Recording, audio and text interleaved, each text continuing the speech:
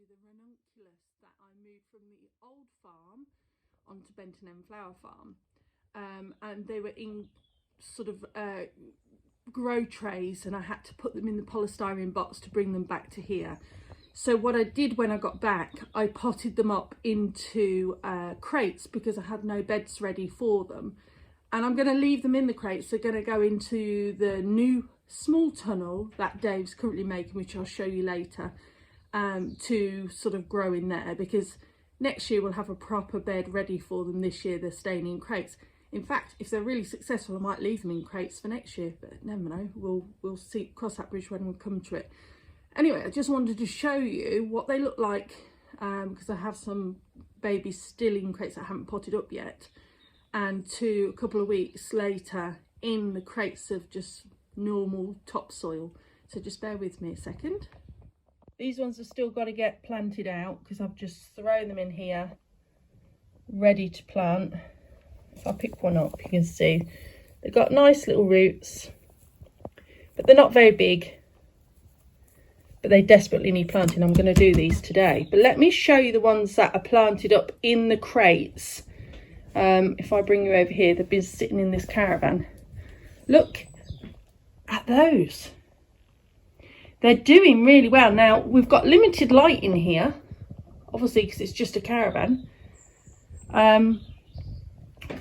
But until the little tunnel's done, this is where they've had to stay. However, they're doing really, really well.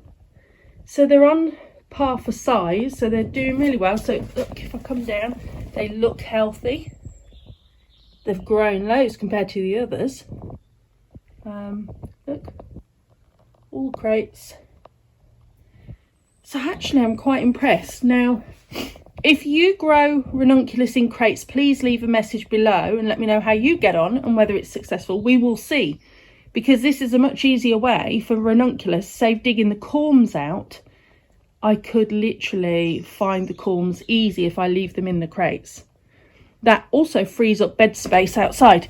The other thing I want to show you, I did a bit of an experiment with tulips. So I did some, oh, more Ranunculus, look at the size of them. Some in sand. They're coming up, they're okay.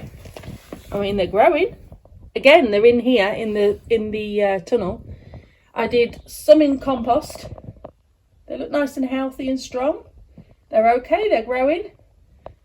But I did some in a crate with nothing. I know.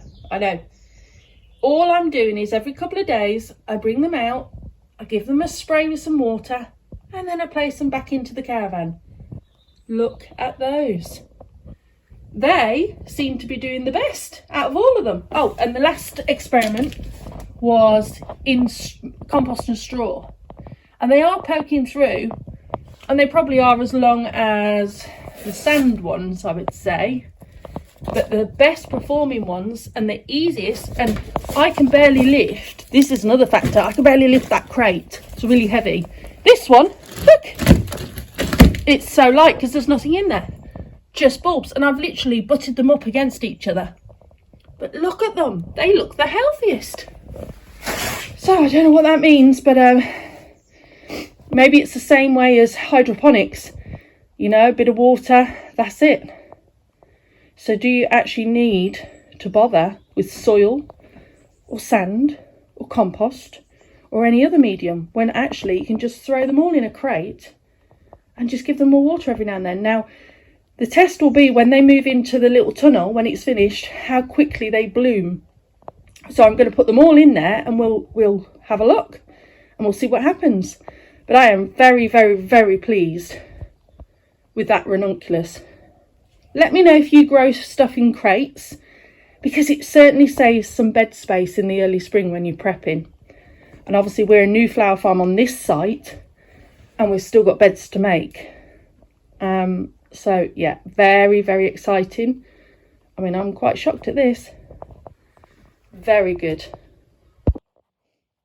Walked into the garden behind the flower farm. And look at all the beautiful little snowdrops. Got to watch where I'm walking because I don't want to stand on them. There's thousands and thousands. Now these would have been planted in Cedric Morris's day. So pretty. And then you'll see in the distance there all the spring daffodils coming up. I'll take you over to have a look. Let's have a walk. So I've got to watch where I'm walking. They literally have naturalised all over. These snowdrops are so pretty. Look. Now, I've got a funny feeling. So there's those snowdrops, okay, which we just looked at. But these, I'm going to show you something really special. These, I think, are the Cedric Morris snowdrops.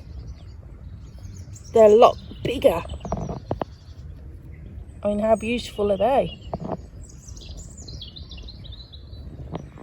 They're a lot bigger. So I think I'm right in saying these are the Cedric Morris snowdrops. But let me take you where I was going to take you. So that's fairly interesting. Have a walk through here very carefully. We're very, very blessed to be at the back of the garden here. So this is the little patch of daffodils, and you can see some of the heads are already bursting with colour. And the birds are singing.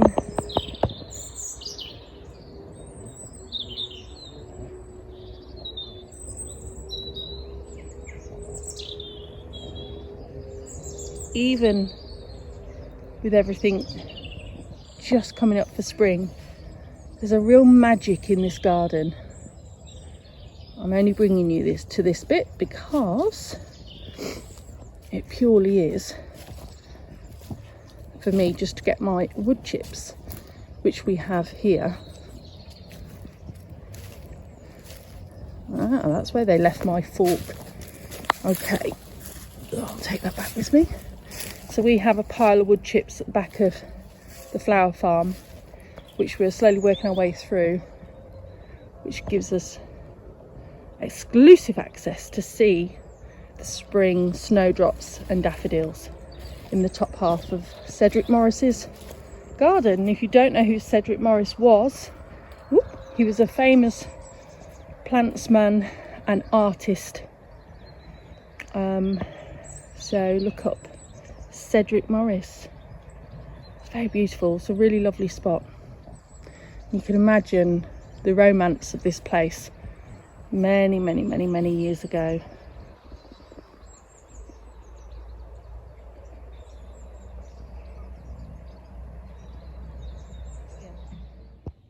Behind the big barn on the flower farm, we have placed an IBC. That's the water tank you can see there.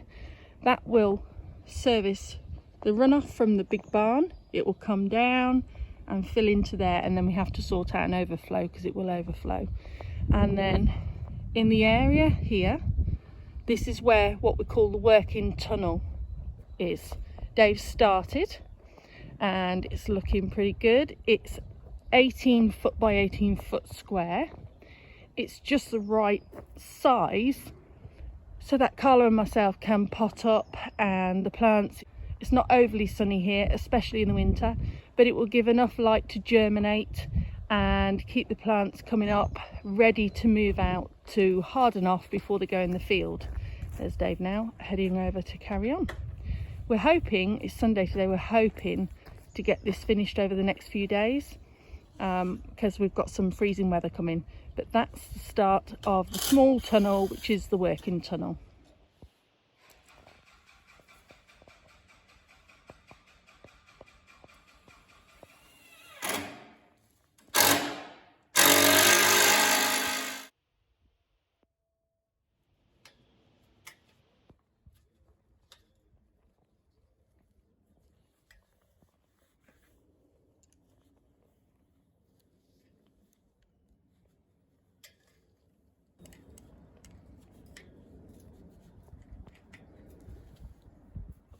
so that's all for today. I'll leave you with the horses eating their breakfast this morning. Quite amusing, they're so noisy.